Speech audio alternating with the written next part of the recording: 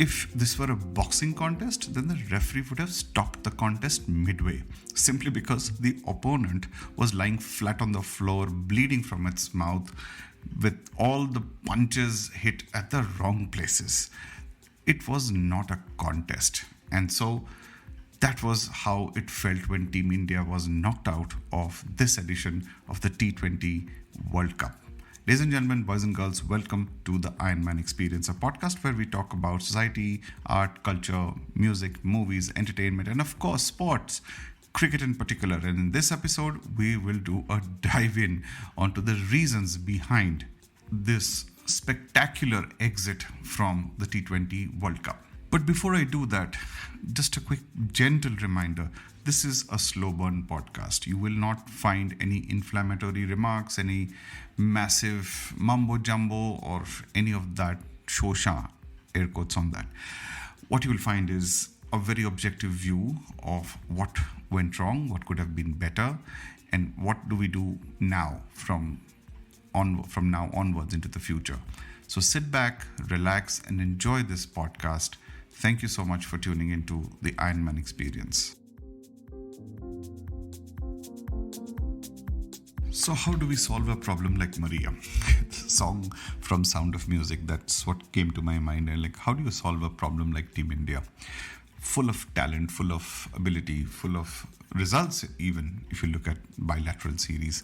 And yet, when it matters, when the crunch moments come, Team India fails to cross the line. It's a conundrum, isn't it? You're not doubting their talent or ability or their cricketing sense, but somehow it's just not clicking. Are we reading too much into it? Could it just be plain bad luck? Is that what it is? Or is there more science behind it? Have there been wrong decisions? Have there been wrong actions taken on the field? Let's try and figure out from each of the main buckets, that of the Indian batting, bowling, fielding, and little bit on the players, the key players. I'll probably also touch upon a little bit on the mental aspect of the game, and finally, to round it off, a little bit on the fans and their reactions. So let's dive into this episode. Let's start with a real press conference, and air quotes on real. What I mean by real is we hear all these press conferences which are pre-recorded in some sense. They are so clinical, with standard questions having standard answers. For example, so what went wrong, skipper? Oh, we didn't bowl well, and it was not gripping, and I think we took some pressure, and there is no follow-up question on that, right? We know the what we don't know is the why. Why did it happen? Then you have questions like, what is the next step for Team India? What do you think we could have done better? No, you have to give credit to the opposition. They played well, and so on. We had a bad day. We had our moments in the cup. It's just this one day. Things happen. This is sport. You win some, you lose some. I guess you get the drift what I'm trying to say, right? These are all prepared remarks with prepared questions and prepared answers. Nobody is asking the tough questions or out of syllabus questions. So what could be the out of syllabus questions? First up, hey skipper, is it the bowling that let you down, or is it the batting? I mean, you were 38 for 1 in your power plays and some 62 or in 10 overs. Is that not a reason for having less than optimal runs in the end? No, but we scored 88 runs in 7 overs. We have this template. We start slow, but then we accelerate. But hey, stop. Is that not putting your team under immense pressure? Because if you don't start well and don't outbat the opposition, then there is no way that you can make up towards the end. That's debatable, We have done well in overs 15 to 20, and we have scored a lot of runs, and it is pitch dependent sometimes. So, no, hang on. The world template especially the world beater template, is to get to about 70 or 80 in the first 5 or 6 overs. You are getting 50% lesser. Is that the right template? Right through this edition of the World Cup and many marquee matches, the famed top order has not clicked. You've been 2 down, 3 down at 30 or 50. So your top 3, including yourself, skipper, are not hitting the right notes. The question is, why not? Why are you getting dismissed? In a similar fashion, either people have almost figured out for you that if you bowl a short one, you will go for the pull shot or the hook shot. The probability of mistiming, miscuing it is very high, and so they've posted a fielder at the 45 angle, and 6 on 10 or 7 on 10 times you actually walk into that trap. If that were not enough, you try to hit out of your bad form and you try to not gauge the pace or the bounce. You're so used to the low and slow bounce and you could power through it. Suddenly, when somebody is bowling at 150 clicks or is a tall left armer, it kind of confuses you. Why is that? Why are you continuing to struggle against a top quality left armer who's bowling at 140, 144 clicks? Is that not something that you practice? Or are you saying that you can't get over it? No, the skipper says, these kind of things happen.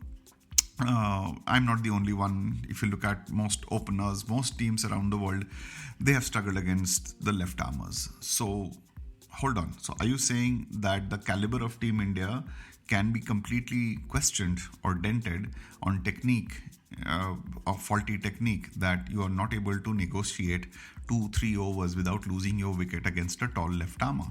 And in this instance, in the semi-final, where you did not have Mr. Mark Wood bowling, you did not have, that express pace of Mr. Jofra Archer, you still struggled. So why is that? No, Chris Jordan also bowls fast. So are you saying, are you saying that you can't play fast bowling? I don't think I can answer these questions anymore, the skipper says. Next question, next person. All right, let's talk about bowling. So you think your bowling didn't turn up to the park. Why did the bowling not turn up to the park? Because it was not swinging. So why did you not have one bowler who could bowl raw pace? That's not what we had in our squad. Yeah, exactly. Why not? Why don't you have at least 1 or 2 bowlers who bowl at 150 clicks? Is it that you don't have such bowlers, or you don't want to have such bowlers? No, we have those bowlers. But then why don't you have them in the squad? What reason and logic is there? No, the existing boys are doing their job well. No, but they aren't, right? You've not bowled oppositions out in ICC tournaments consistently enough.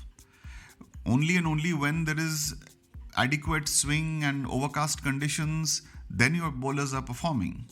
But if there is no such swing or assistance available, neither is the ball gripping with your finger spinners, nor is it swinging.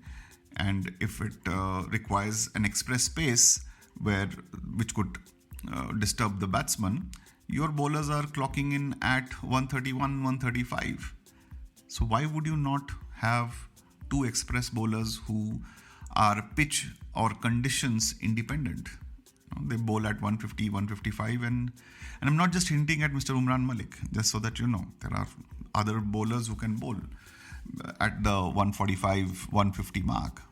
So why is it that you don't see sense in having at least one of them in your squad? I don't have an answer to that. Okay, let's talk about the psychological aspect of it. So you've been winning bilateral matches quite often, and some of them have been quite tough fought games, especially in Test cricket.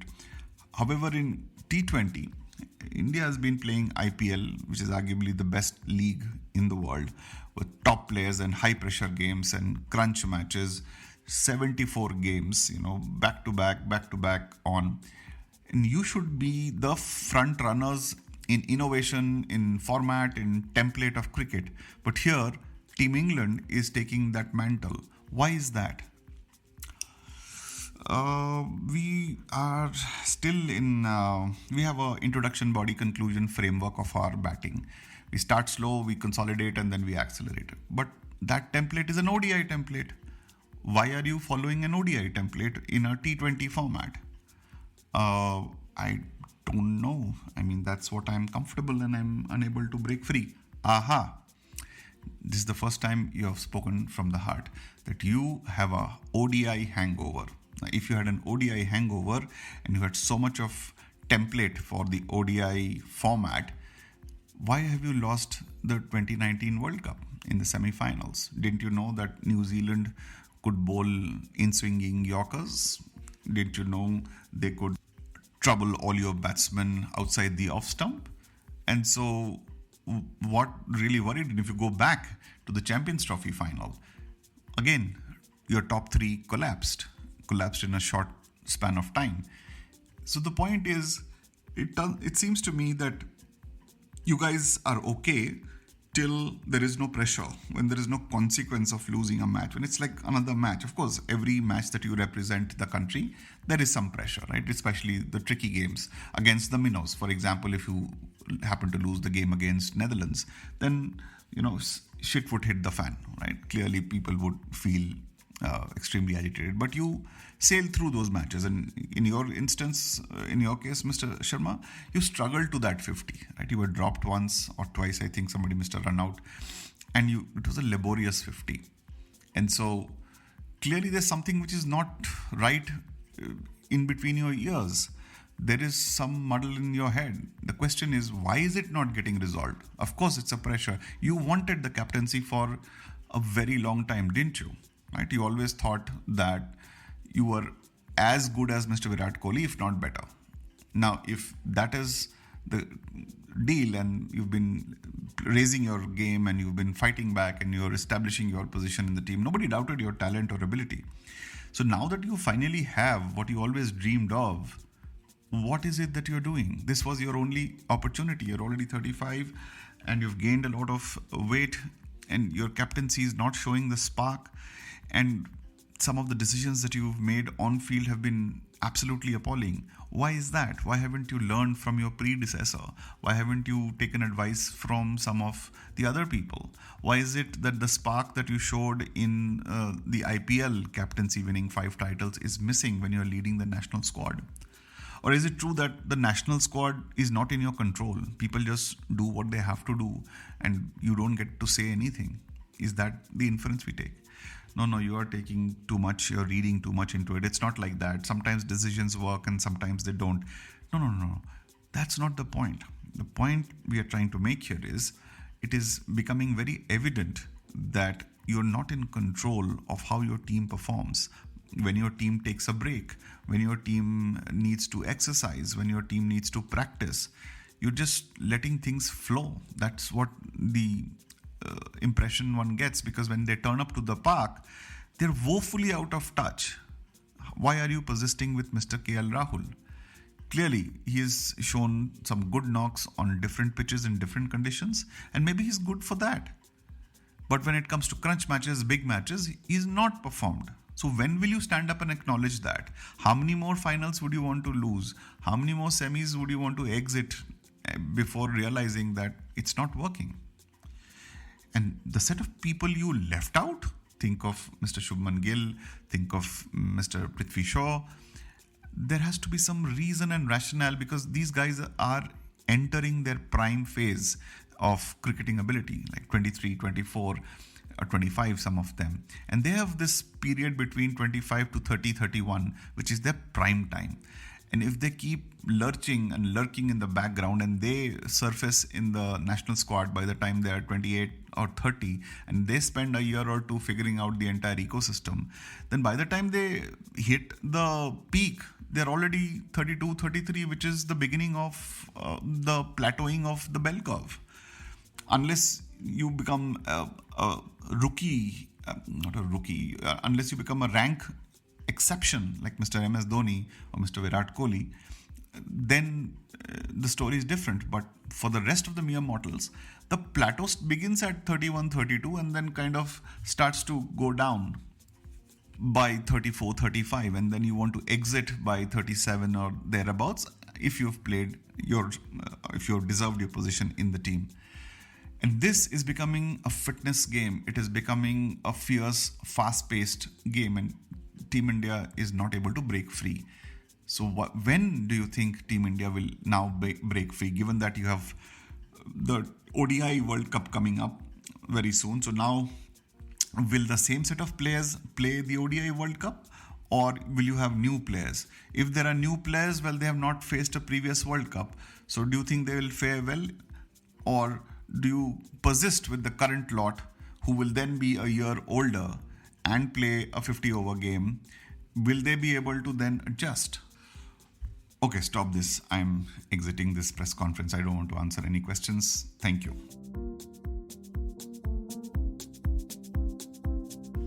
That is the press conference of my dreams.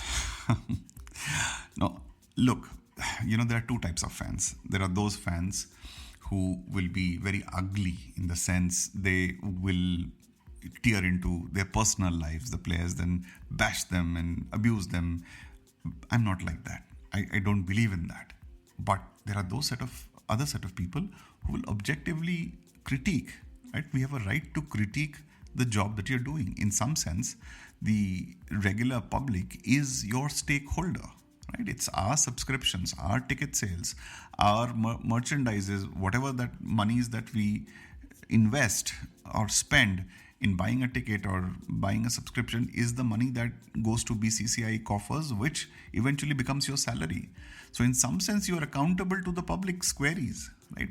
Fair enough that there shouldn't be any rhetoricals and all those kind of shock and awe kind of comments and all that, but there has to be a tough love conversation, and that has to be made public. We need to know who's asking the tough questions, and not just to the skipper, not just to the coach, to the selectors as well, to the support staff as well, to all those people connected in managing this team. They need to be questioned. Why is that never a possibility? Why is that always kept under wraps?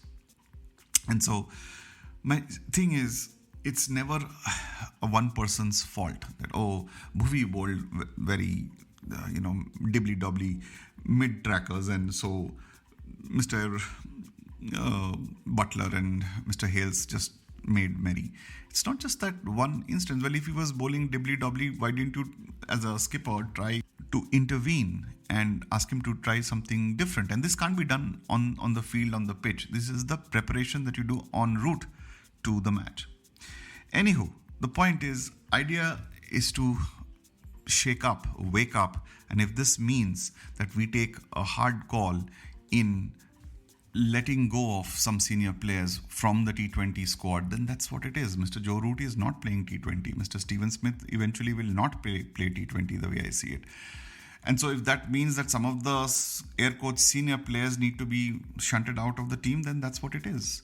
If that also means that the skipper himself needs to give up the T20 captaincy, then that's what it is. You probably have to make peace with that you will run the ODI captaincy and the test captaincy. Alternatively, if you want to separate the red ball and the white ball, then the red ball cricket captain has to be different and the white ball cricket captain has to be different, and the T20 white ball has to be a different captain, because the formats are increasingly becoming different. How you played an ODI is not how you play the T20, right? And so the captaincy that worked in ODI may not work in the T20 format. I don't want this to become a rant. That's not the idea. But sometimes these thought-provoking, fundamental questioning questions are important.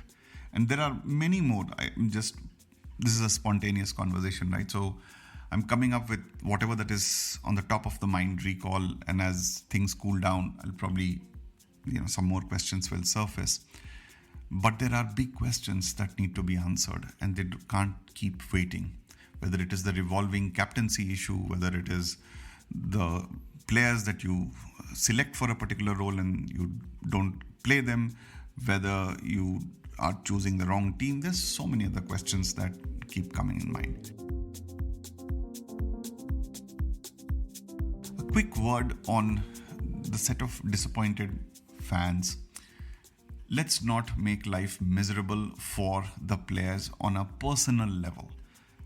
Please understand there's a difference between attacking them personally and critiquing them on their performance. If I were to put it in management terminology, then separate the role from the identity. Who they are as people, as human beings, as a person is not how you should evaluate them. That is their business, that's their life. Keep that aspect separate.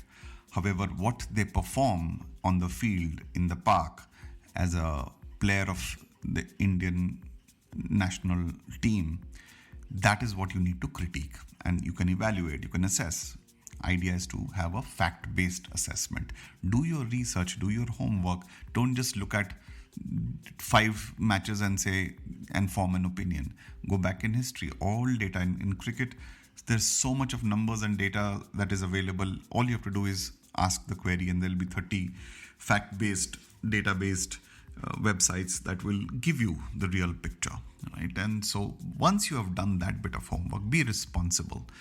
Only then make an informed opinion and decision that will forward. It'll be constructive. It'll be informative. It'll probably, if any of the cricketing management listens to your commentary, they will say, this person is making sense.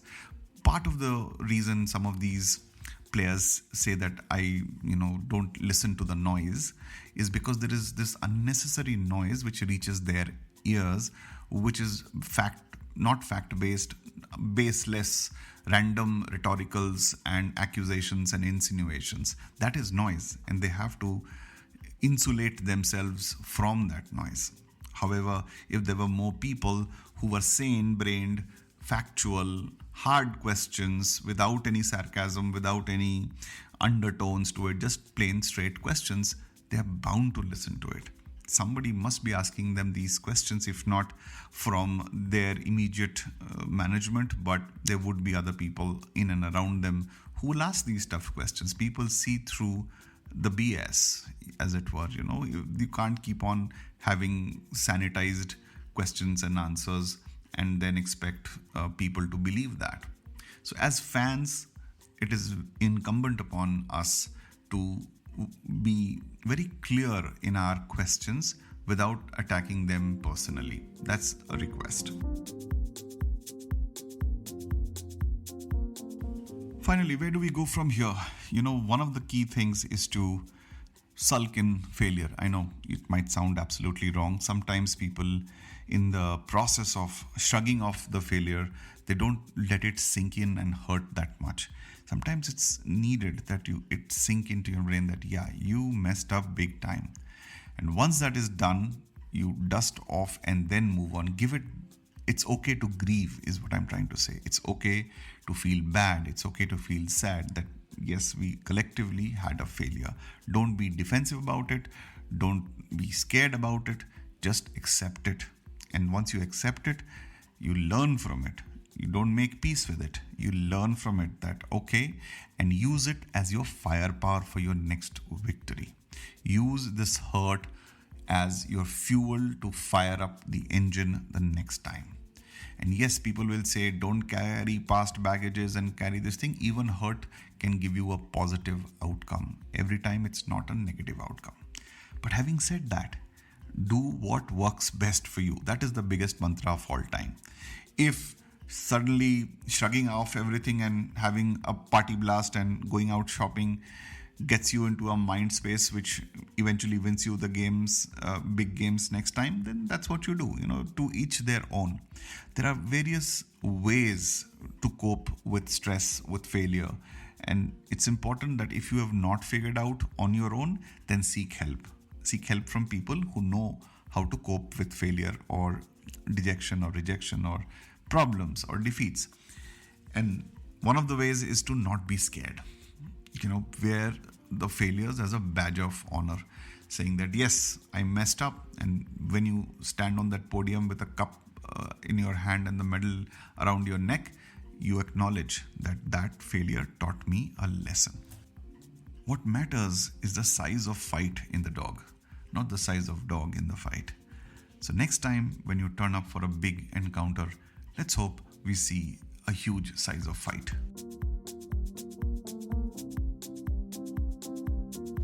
Well, that's all the time I had for this experience, ladies and gentlemen, boys and girls. First up, if you're still around and if you listen to the podcast, I really, really applaud you, because you are the audience that I'm doing this for. This is the kind of community that I want to build, where people sit back, relax, hear a slow burn podcast, understand the subtext, feel the moment, feel the conversation, and ideas to make you think. I do not ever claim to say that whatever I suggest or comment is etched in stone. I'm also a work in progress. I will make mistakes. I'll learn along the way. I'll learn from you. And so along the journey, we want to create this cozy little group. It need not be 50 million people. Even if it is like 500 people, it's good enough, or 50 people. I don't care. What I care is that whoever listens to this, please do share with a set of people who enjoy this kind of a conversation. And you know where to reach me on my social media handles. It's #Ionisms, and on Twitter or Facebook. Or if you want to see the entire podcast directory, then you can go to podpage.com/Ionisms. You will see all the previous episodes there. There will be a poll attached to this podcast. If you do find the time, love to hear your opinions, and it'll also give me some validation, some food for thought on the questions that we are thinking about Team India. So till we meet the next time, stay well, stay safe, and keep bringing your A game to work. This is your host, Ian, and you were listening to the Iron Man Experience. Peace out.